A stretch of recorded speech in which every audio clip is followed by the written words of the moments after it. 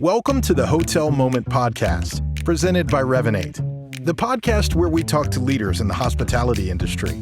If you're looking for trends, perspectives, and stories from leaders in travel and hospitality, you're in the right place.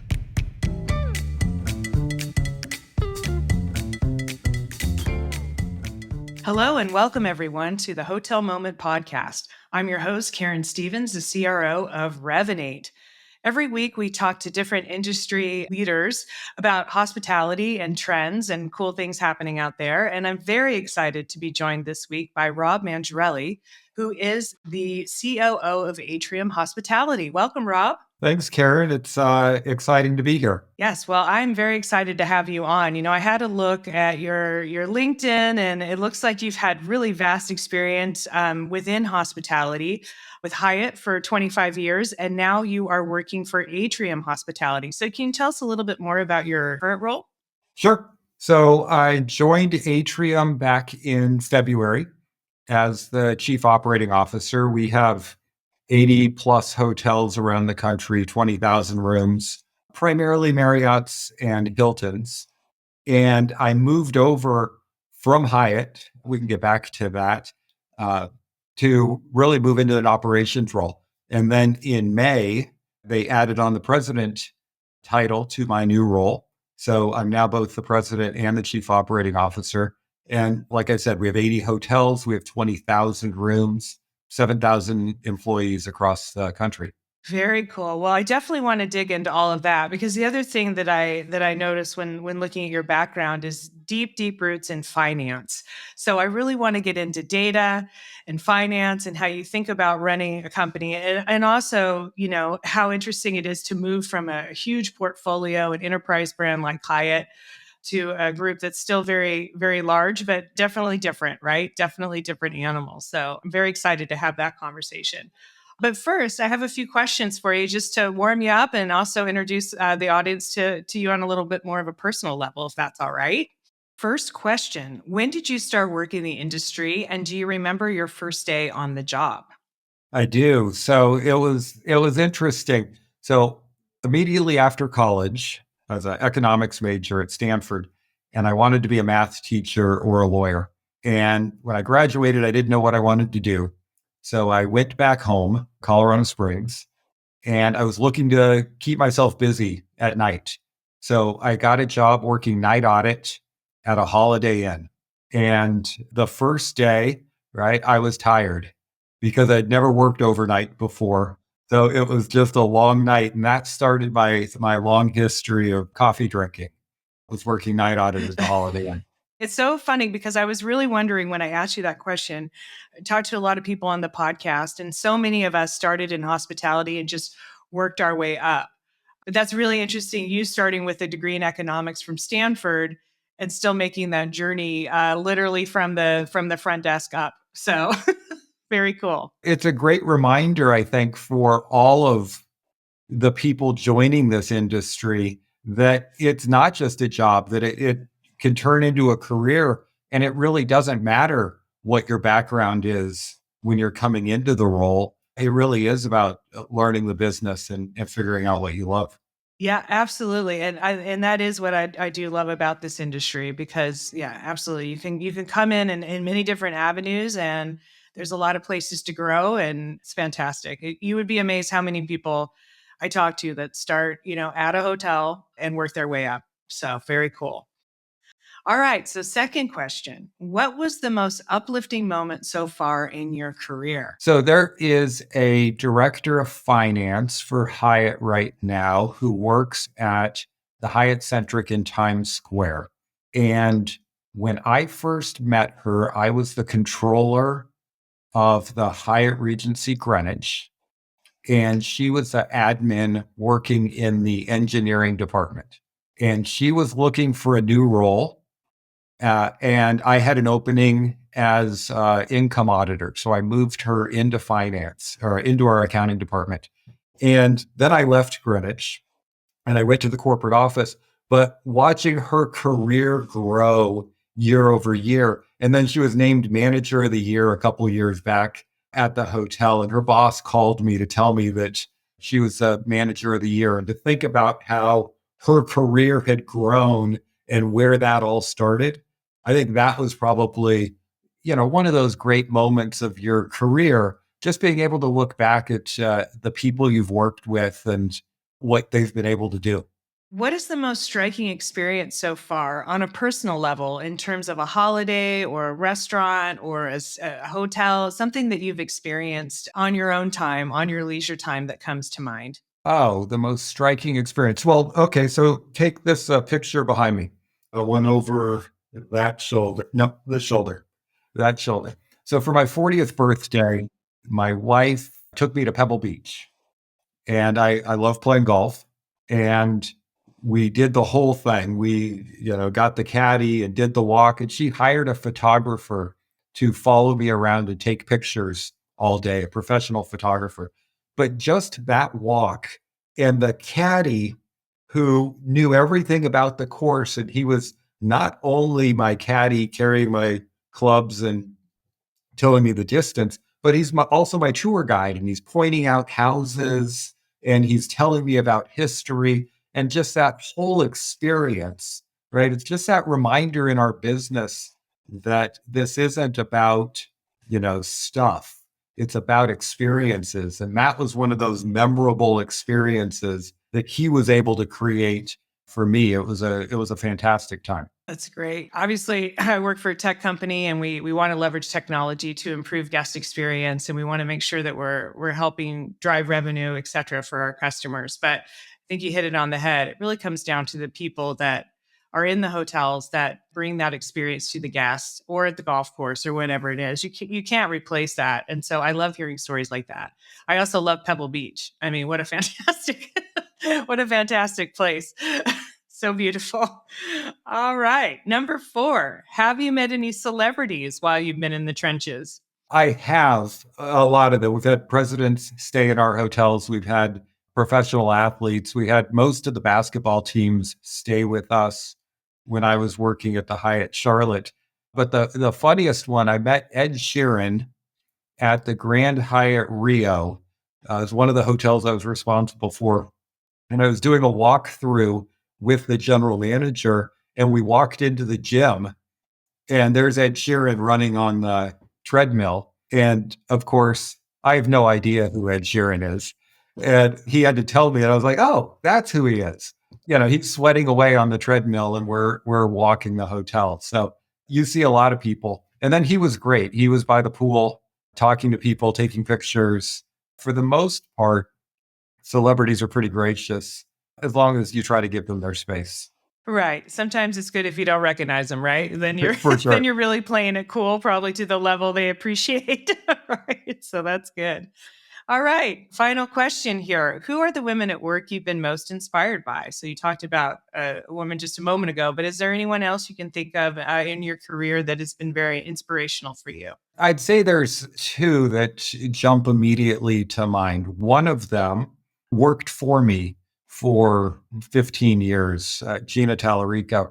She's the vice president of asset management now at Hyatt. But when I hired her the first time, she was my number 2 running finance for North America. And what I loved about her was the way she balanced her strengths and my weaknesses of, her precision for being a great accountant, her ability to maintain relationships, her understanding of everything that was going on was a great counter to what I was good at. And I think surrounding yourselves with somebody who can really play to your weaknesses was great. And, we're still good friends today. And having her around was fantastic. And I think second was Joan Bottarini. Joan's the CFO at Hyatt. And she started in the company the same time I did. And so our careers kind of grew together. And just watching her, maybe 6 years ago, 7 years ago, she left her job in the Americas to go take a job in Asia. And in a male dominated industry, in a male dominated company at the time, and then in a male dominated atmosphere like we have in Hong Kong, for her to be able to put herself out there And then that set her up to come back and be the CFO at Hyatt. And, it was a great inspiration for me, really, as I thought about leaving Hyatt of, here's somebody who took a chance and put themselves out there to try a new experience. And I thought it was fantastic. And she's just a fantastic person as well. So that makes it even better.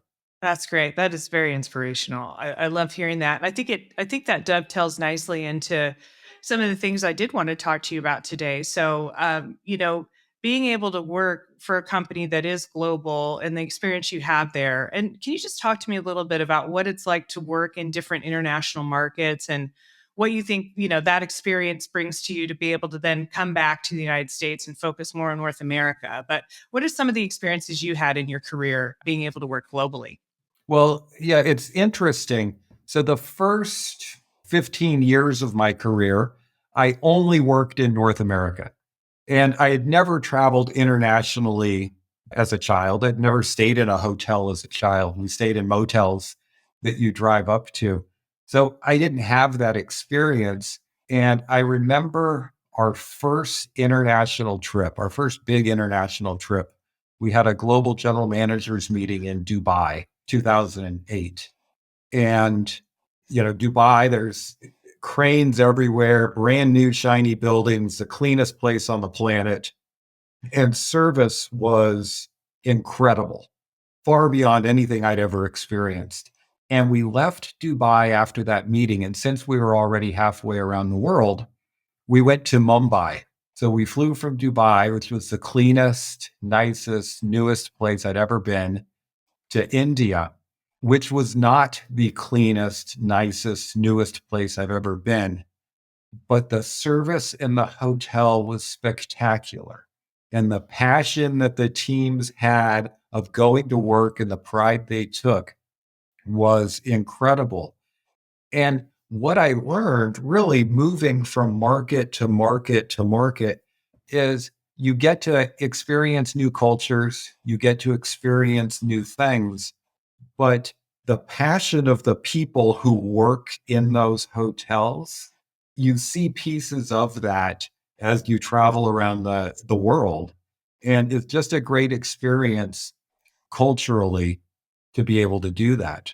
But from a business standpoint, it also really opens your eyes on how business is different in different parts of the world. That service culture, how you treat people. Yeah, I remember my first time in Shanghai, there were two people, and their job was to push the button to open the elevator for you.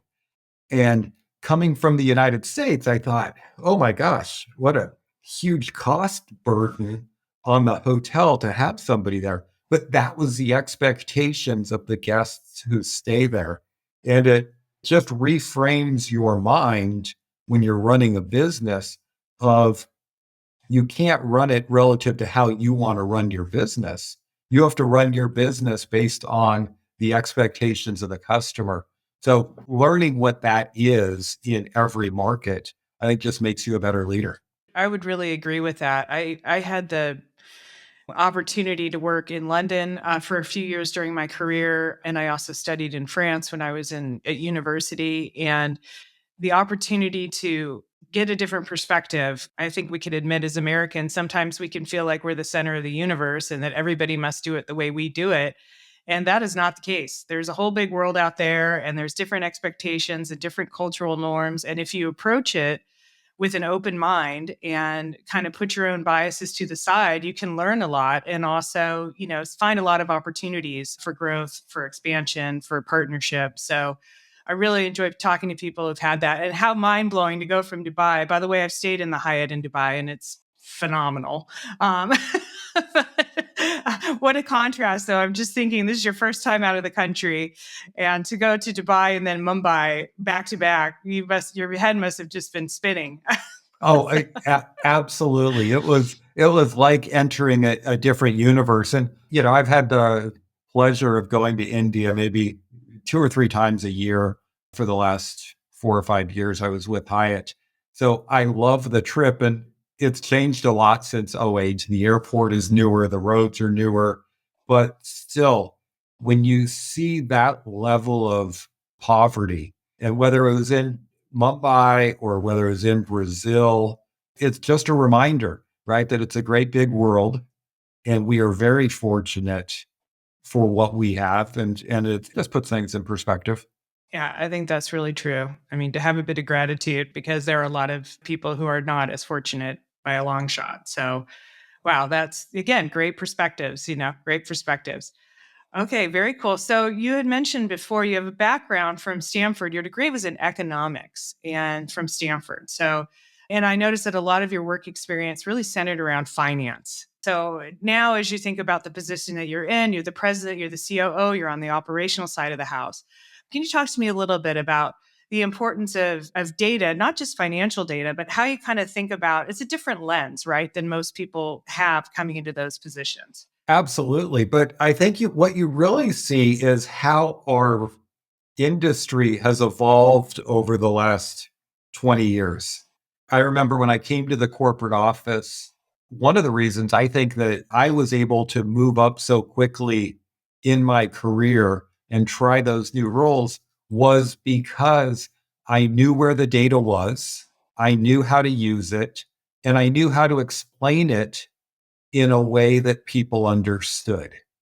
And, this was back in the day when we did everything in Excel and you linked together 100 workbooks. And I was probably the only person who knew what a VLOOKUP was or how to write those equations. But back then, I think, knowledge was power, and whoever had the data had all of that knowledge. And our industry has really evolved over the last 15 years. We have more and more information about our competitors, about our customers, about our associates, and figuring out how to use that to drive decisions, I think is now more ingrained in our business than it ever was. I mean, take revenue management as a perfect example. We didn't have revenue management when I started my career. It was five people sitting in a room making guesses about what was going to happen in 2 weeks, or it was changing your rate once a year. And now, right, we're changing rates by the minute in our markets. So data really changes the way you think about revenue management, but it then rolls into operations. It rolls into every facet of what we do. It changes the way you look at new hires, right? What are our turnover rates in certain departments in certain areas? How do we think about our training to better impact that? And that's, I think, the beauty of maybe my background is being able to look at all of that data and turn that into insights operationally. You hit it on the head. How do you there's a lot of data out there, right? So the challenge is, how do you actually consolidate all of that so that you can interpret it and action it? And I'm curious, you mentioned you have 80 hotels in your portfolio. Sounds like it's a variety of brands, right? You've got some Marriott's, you've got some other brands.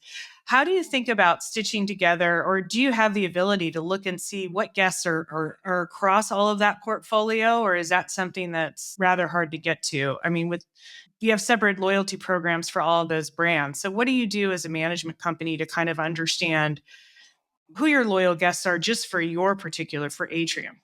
Well, that's the difference. I think one of the biggest differences between now working for Atrium and before working for Hyatt. When you're working for Hyatt and you're working for one of those brands, you are concerned about loyalty and crossover and who moves from what hotel to the other. When you're working for a management company or a franchisee, it's different. Nobody knows who Atrium is. And when they're staying in our hotel, they don't know that they're staying in an Atrium hotel. They know that they're staying at an Embassy Suites. So we try to deliver that Embassy Suites experience, not the Atrium experience. We don't spend a lot of time looking at whether our customers are moving from Little Rock to Norman. unless it's a group customer.